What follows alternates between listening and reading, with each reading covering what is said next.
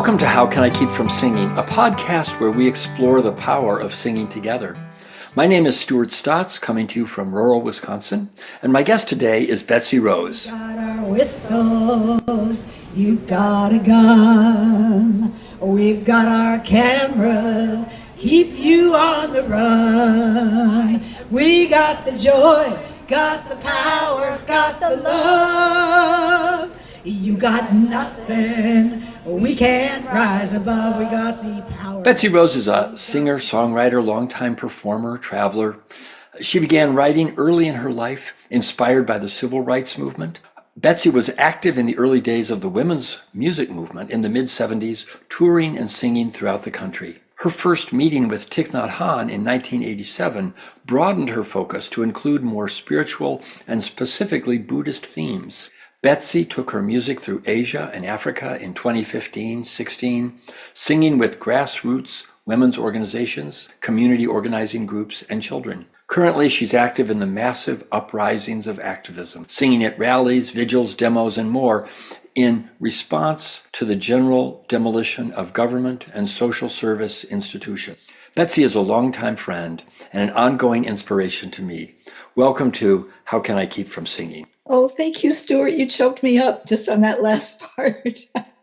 Thank you, my friend. Yeah, we've been part of worlds together, and I appreciate it so much. And I love what you're doing with this podcast. So Betsy, you and I, as I understand it, we have parents who were ministers. So we spent some time in church. And I wonder if we could just start there thinking about your early influence with music. I'm sure it goes beyond that, but that might be one place to begin. Thanks, Stuart. And I had forgotten about that. We got to talk about that more sometime. Well, I was raised in the church, obviously, and my dad was a kind of a rare beast, so to speak, in the 50s and 60s. And he was a very progressive, socially attuned political guy. And he served in communities a lot that were not really, nobody was like that in the 50s that we knew. We were in Oregon, we were in small town Rock Springs, we were in New England, small town kind of thing. And he really stuck to his principles, and he preached a good sermon about the radical, revolutionary nature of Jesus. And somehow people liked it, because he did it well. So I really grew up around a very informed household. He was the one that brought the civil rights music home to me. I was 11 or 12 in the early 60s, and he brought home, I think, the SNCC Freedom Singers, an album of theirs with Pete Seeger. And for me, I'd already been playing guitar, but I had never heard songs being made up in the streets in the moment. And something about that was like, wow, this isn't just Joan Baez's child ballads. Much as I love them, that's how I learned to play guitar. But it was like the real thing right now. And that's when I started writing songs. So that was the church for me. Also in church, there is a whole tradition, of course, of singing hymns or maybe in the choir. Was that part of your upbringing as well? The singing was so important. Our whole family sang. My parents were great harmonizers. I was very musical. I think a lot of people say, I didn't like church much, but I love the music. And thank God for the music, right? But what I've enjoyed as a songwriter now is rewriting certain hymns for gender reasons or for widening the sense of the sacred. Like instead of "This is my Father's world," I've written a version of "This is a sacred world." Every summer I lead singing and song at a church retreat from my parents' old church up in Seattle. They have a five-day retreat anyway, and I rewrite things to make it something everyone can sing and feel good about. The words matter, and something that people can get behind without tripping over the meaning of some old word that no longer is relevant. Yeah, you don't want to get stuck on that. You want to get the larger meaning. To allow people to really put their hearts into it. So, Betsy, you raised that way. I assume you probably went to college or something like that, and then became a traveling folk singer. That's right. To my surprise. Yeah, no, I went to college and was trying to debate whether to go, for what to major in, for God's sake. I ended up majoring in English because it's sort of a catch-all. But yeah, I thought maybe I'd go to, it was Chicago had some PhD in something, history of ideas. I thought, oh, that's grand. I'll go for that. And it was so funny, Stuart, because I also was playing guitar and out singing in coffee houses a bit and so forth. And to take the graduate record exam, you had to sign up at a certain date. You had to fill out a form and sign up. And it was one of those choices by omission. I just kept forgetting to do it until I missed the deadline. And it was sort of like, oh, guess I'm not going to grad school. And that was exactly what was meant to be, you know. So yeah, I was in Cambridge. I was out in the Nameless Coffee House, which was this incredible college students started free coffee house with folkies like me, no alcohol. And you got to do like a 3-song set, and they'd have like 6 singers a night. So many of us started out there. People whose names are quite well known now started out at the Nameless. And it was like great because a lot of folk singers have to kind of cut their teeth in bars because that's, you know, I don't know, at least in my day it was. And what a horrible place to sing original, heartfelt music. Couldn't be worse. So there's this tension between being a songwriter, you're writing songs that have meaning and having people sing along. And every sort Ooh, of yeah. folk singer addresses that tension in a different way. Some will fill their sets with sing-alongs, some will put in one because it feels obligatory. Some over the years, I think, grow to appreciate the power of including more of that in their set. And yet maybe it means you can't do this latest song that you wrote because there isn't time for it. How did that manifest for you? And then how did that progress over time? Oh, Stuart, that's a wonderful question. Well, because of, okay, so there's being raised in the church with a tradition of everybody singing. It's not a more formal, I'm going to say probably Catholic church where the priest or the leader is doing a lot of the chanting. It's very participatory. So I think that's in my bones and just all the singing we did as a family. When I started writing as a young songwriter, I did not think about people singing along. I was enchanted with everything from Dylan to Joni Mitchell in terms of the craft of writing. And I was also a teenager and I had to get my angst out. So I've got notebooks that I still have. Yay! I have these spiral notebooks with my 15-year-old handwriting of songs I wrote. They were not sing alongs. They were not. I think it changed when I got involved in the women's music movement in 1975, maybe. This thing swept in of women making music for women, by women, etc. And I just fell right into it. There was a democratization going on there of music that I hadn't seen since this, except for the civil rights movement and Pete Seeger, I think, but probably more. But hey, this is for all of us. Everybody has a voice. You know, that kind of, I'm not so special. I happen to have the mic, but let's do this together. So that, particularly the women's music movement, really shifted me. And it took a minute because I was really in that solo singer-songwriter mode. And it was lovely. I got to express my heart deeply and openly, and people heard me, but I made that shift. So that's where it started. And I still, to this day, am very much a singer-songwriter with a lot to say on some songs, but the poetry matters to me, all of that. So not everything is a sing-along by any means. And there's almost like I live in a number of worlds. Out in the street, got to be a sing-along. Ain't going to happen without it. But in other settings, I can really let out this other part of me, yeah, which we'll talk about more. But that's kind of how it unfolded for me. Yeah, I think that, like I say, that tension is pretty common.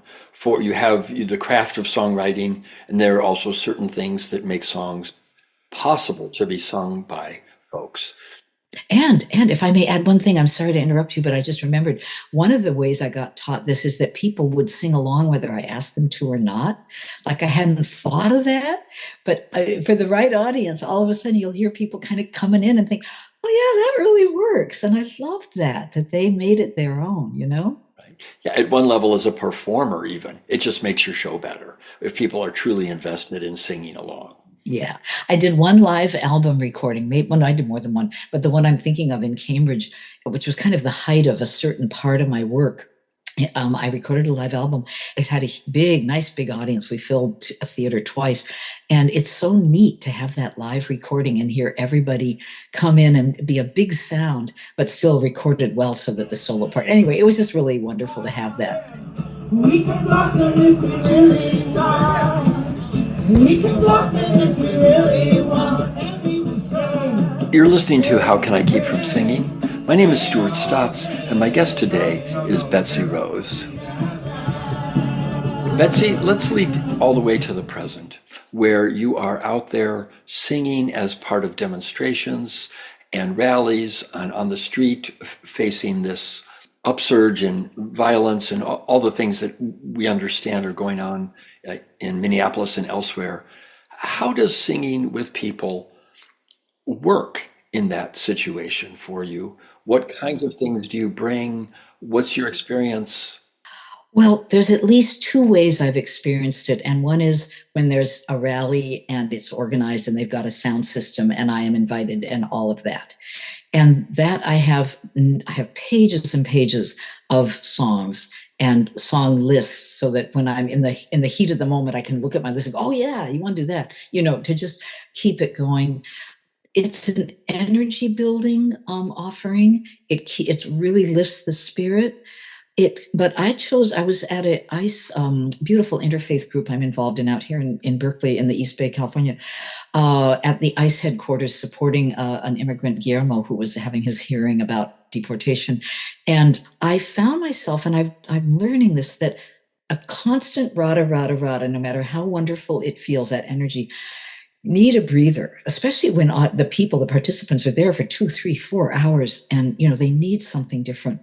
And I found myself integrating quiet songs every now and then and seeing how it helped. And I thought it worked really, really well. Normally, we don't do that because it's a program where there's a little bit of music and then a lot of speakers, and then a little bit of music and a lot of speakers. You know the drill. And therefore, the music needs to be usually energizing and participatory, etc. So that's I've got a microphone and I know how to use it form. But there's another form I've had incredible experiences with where I am a participant in an action or in a vigil or in a street moment. And I have my guitar, but I'm not a designated singer. But I just bring my little guitar. I have a baby Taylor on my back. And I'll tell you one story that was so powerful. I'm choking up a lot today. This is a very emotional time for all of us. And I'm glad I can feel it. But it's my heart is, everybody's heart is breaking. I know you feel this way too. I'm so grateful that I have music as an outlet and as something to offer to this situation. So winding back in 2000 something, I went out to DC. 2000, it was pre-Obama. So it must have been Bush too. Went out with Code Pink for a week of lobbying and protesting and doing what Code Pink does best. I did that because I felt like with the way things were going with this administration and Bush, like it couldn't get any worse. Little did we know that I needed to step up. I wanted to be more bold and courageous and risk taking. And I thought, who's going to teach me? And I thought, Code Pink is going to teach me. Wonderful people. So we went out to DC and we did lobbying and we sang in the Senate rotunda and we interrupted Senate hearings. It was quite for me as a minister's daughter, Stuart. I was like, this is not a nice girl. I'm not being a good girl, which I was. Let me tell you, I was a good girl. I mean, I was on a Heritage Foundation, not on the panel. We interrupted a Heritage Foundation, which is this very right-wing thing, having this panel about something. And we took over the stage very peacefully, and Medea Benjamin read a proclamation, and I sang, and we were escorted out, not roughly, thank God. I was shaking in my boots. Not only this is scary, but nice girls don't do anything like this, So all that said, very helpful to me. So there was a big demo out in the streets one night at the White House gates or whatever, wherever you are. And the police were lined up and they had a caution tape across the sidewalk so we couldn't get close enough to the fence to climb over it. I wasn't going to do that, but some people probably would. And, it wasn't just Code Pink. Obviously, it was a big bunch of DC activists. We purported to be peaceful, but there are people in these mass actions who are not all on the same page about that. Fair enough. I began to feel a little worried because there was some nasty shouting going on and there was some pushing in toward the police. And I saw the body language of the police with their batons and this was pre-Darth Vader masks, so at least we could see their faces. Anyway, and I thought, this is not going well. This is not going well. And I just thought, we need to sing. So I just pulled out my guitar. And I didn't say a word. I just started singing. I think We Shall Not Be Moved. I can't remember, but I bet that's what it was. And it's magic, Stuart, because I'm one little voice. I don't have a mic, but two or three people around me hear me singing and they start singing. Well, you can see geometrically how that amplifies. For every three that joined, six or nine or 12 joined. And pretty soon the whole group was singing together. And everything calmed down. We calmed down. But the most beautiful thing, in a way, was watching the police calm down. And I could see it the way their shoulders dropped. Like I could see their bodies just relax a little bit. And so this went on for a while. And then I went up and talked to one of the officers, and because too long a story to tell, but I went and talked to him about something that the crowd wanted, some people in the crowd wanted. And the police said, "Oh, yeah, we can accommodate that." There were these young people that had walked all the way from Arizona and they wanted to get arrested. They wanted to get arrested. And that meant they had to cross the yellow tape. So I said, "Yeah, these young people really want to get arrested." And he said, "We can arrange that." They did. They very gently got arrested and handcuffed. But I'll never forget it. And it's not the only time that's happened, but it's probably the one that most sticks with me. So I've learned to read the crowd as best I can and try to sense, when do we need something different? And if I can offer it, I will. If it doesn't work, it doesn't work. Yeah, music's a unifier, but it's also a way to address the mood, like you say, whether the energy Indeed. to come up, or maybe there are times people need to just center down and Yeah. come to terms with the moment in a different kind of way. If I could say one more thing, jumping up to the present, I was listening to live coverage of, curated live coverage of the Today in Minneapolis on our local Pacifica station. And the voices of all the participants, all the Minnesotans that the interviewer was catching pieces of, they weren't even, were so adrenalized, so harsh and loud. Of course, they've just seen a man be murdered. Okay. So, of course they are. But I thought, this is what helps escalate the energy with these brutal ICE people who have lost their souls. And I thought, if I was there, I just pictured that, pardon me, but I just have these images sometimes. If I had been there, I would have just reached out and took the hand of two other people and started singing, "We Are a Gentle, Angry People," and just see what happened. And I had pictured encircling some ICE folks singing that. It's just like, sometimes you just got to do something different.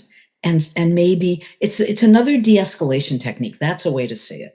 All of this work that you're doing around politics and community building, standing up to oppression, is also grounded in your deep engagement with Buddhism.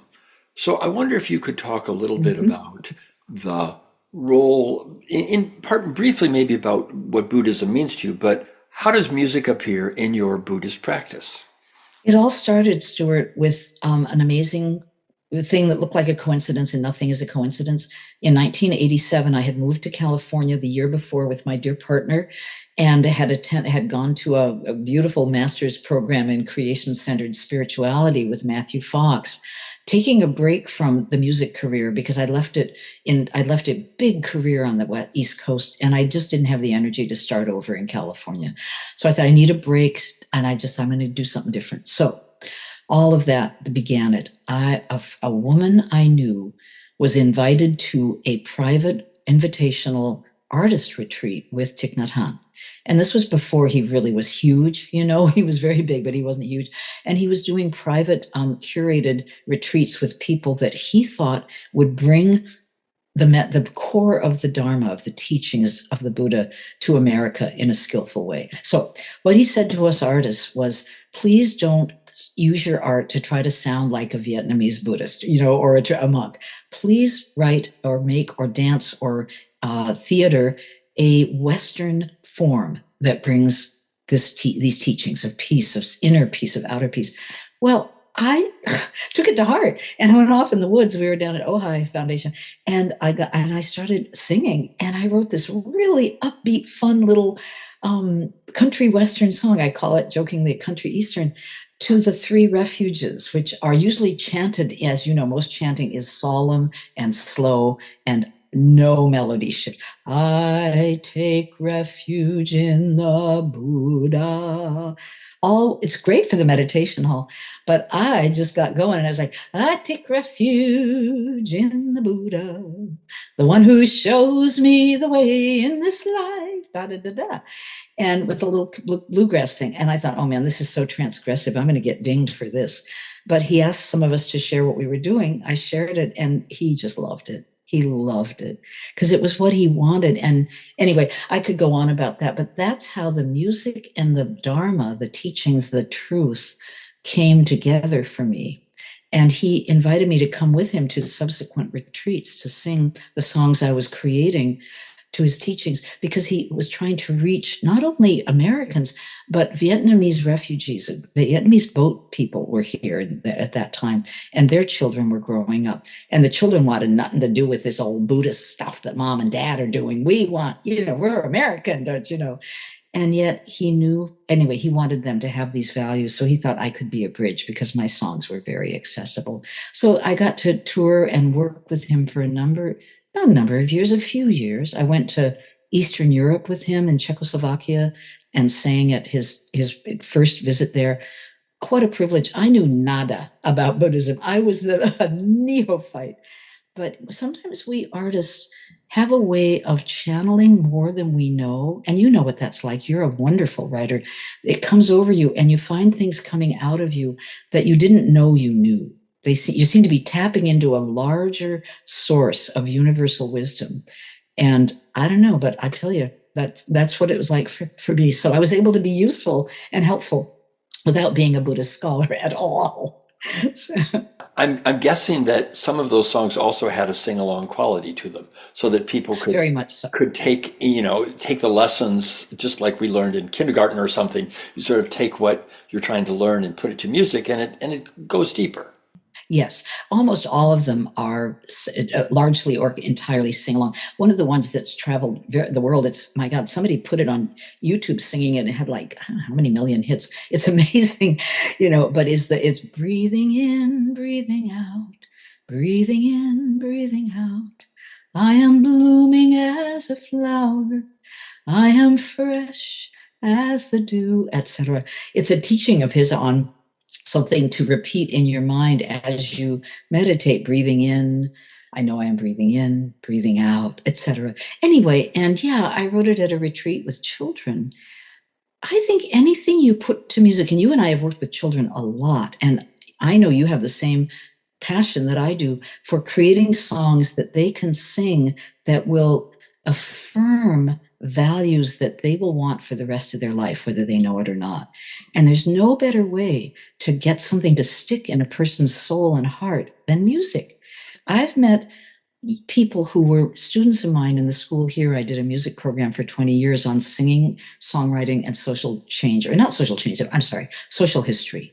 Lifting up the hidden voices from history. I have run into baristas, store clerks, whatever, who say, aren't you the lady that taught us that song? And they'll start singing it, my work is done, mission accomplished. So Betsy, you as a songwriter sometimes write songs that are intended for people to sing along. What are some of the things that make songs singable in your experience? Oh boy. Oh, that's great. So many things. Not too many words, unless you have a song sheet, but let's imagine that you don't. Not too many words, not too complicated a melody. And that's, what am I saying? What's too many? What's the measure? I don't know. But I just know, my body knows, because I was singing along with Pete Seeger when I was very young and other things. My body knows when the rhythm and the flow and the melody and the words come easily. It's almost like you've always known this song, or it doesn't take a lot to sing it. People have come up to me after concerts and said, you spoke my heart. I don't know how you knew. There's a human experience that familiar enough that they don't have to stretch too far to get it. A lively rhythm is one lovely thing, but doesn't have to be. It doesn't have to be. So that's in general, I would say that, Stuart. And then for rallies and demos, I have been involved in so many, I've heard so many different kinds of music. There's lots of different kinds that work, but for singing along, it's got to be simple. It's got to be, again, not complex. I made up a song 5 days ago, and sang it at this ICE interfaith thing on Saturday. Okay, and it goes, I've got a whistle, you've got a gun, I've got a camera, keep you on the run. I've got the joy, got the power, got the love. You got nothing, I can't rise above. And then it goes to we got, and there's more. But I think you can hear how pretty easy that is. It's a melody that's probably been used a million times in slightly different ways. And it has the repeated I got. There's like every line starts the same almost. So things like that. And it went great at the rally. People loved it. Yeah. Ultimately, of course, the test of a sing-along song is, does the crowd sing along with you? And sometimes you go in with an idea that I've got this song, they're going to sing along, and it doesn't work, or whatever. So I've been there. I've been there. We all have, I think. One last question here.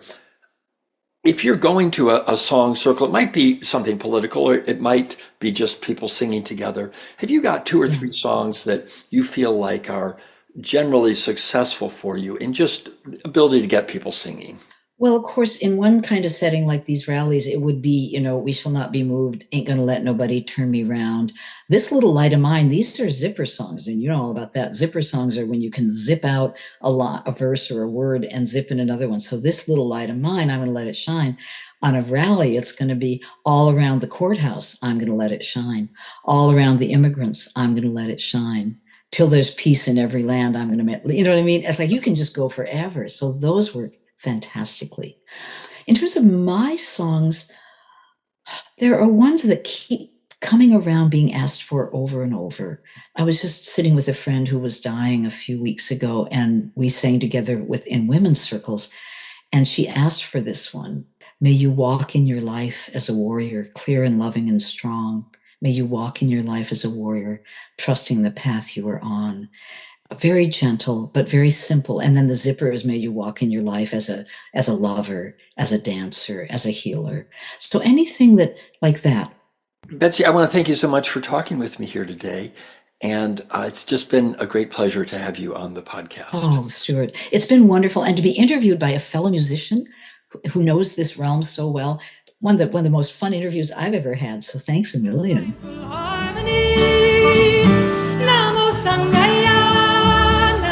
You've been listening to How Can I Keep From Singing, a production of Common Arts. My name is Stuart Stotts, and my guest today has been Betsy Rose.